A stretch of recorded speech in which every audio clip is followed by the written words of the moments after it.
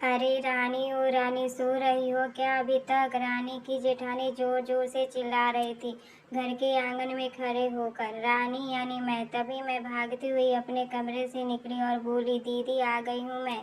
जेठानी बोले, रानी तुम्हारा नाम रानी है, तुम रानी नहीं हो। मैंने तुम्हें रात को ही समझाया था कि सुबह को जल्दी उठ जाना, तुम्हारी मुंह दिखाई की रस्म है। मैंने बोला कि दीदी रात को नींद ही नहीं आई, जगह नहीं है और मन में थोड़ा डर था कि सुबह आंख नहीं खुली तो। रजनी दीदी हंसती हुई बोली, रानी मेरी प्यारी देवरानी, जल्दी से घूंघट कर लो, अगर माँ जी आ गई तो हंगामा हो जाएगा। मैंने घूंघट ही किया, तभी माँ जी वहाँ आ गई और करकराती आवाज में बोली, चलो अब क्या यहीं पर गपशप मारती रहोगी तुम दोनों?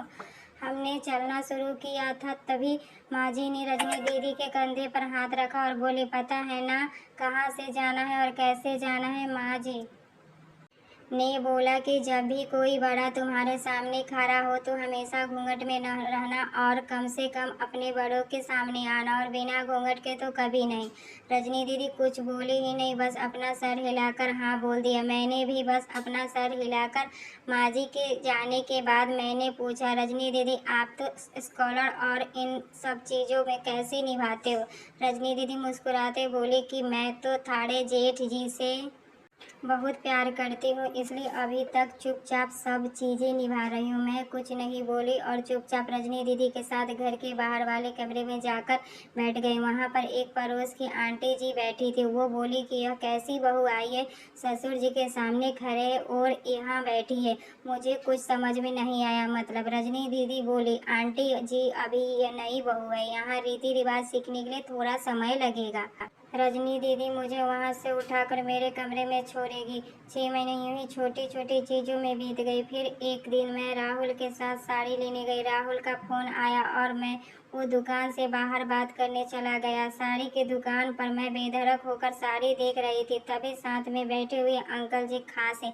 एक बार, फिर 2 बार, फिर 3 बार। मैंने साड़ी वाले भैया से बोला, भैया इन अंकल जी को पानी दे दो, बहुत खांसी हो रही है इन्हें। अंकल जी भड़क उठे और बोले, क्या बदतमीज लड़की, यह कुछ शर्म लिहाज या नहीं है? इसे दुकान पर हंगामा देख राहुल बाहर से भागकर अंदर आया और अंदर आते ही अंकल जी का पैर छूकर बोला, मामा जी आप यहाँ?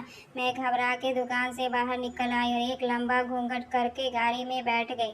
राहुल बाहर आया और गाड़ी में बैठकर गाड़ी बहुत तेज चलाने लगा। मैंने धीमी आवाज में बोला, गाड़ी बहुत तेज चला रहे हो, कहीं एक्सीडेंट ना हो जाए। हम घर पहुंचे ही थे, तभी माँ जी जोर जोर से चिल्लाते हुए बाहर आई, देखो आ गई ये रानी साहिबा, खानदान की इज्जत मिट्टी में मिलाकर। तभी रजनी दीदी आई और बोली, माँ जी मेरी शादी को 6 साल हो गए, अभी तक मामा जी को मैं जानती ही नहीं हूँ, ये कैसे जानेगी?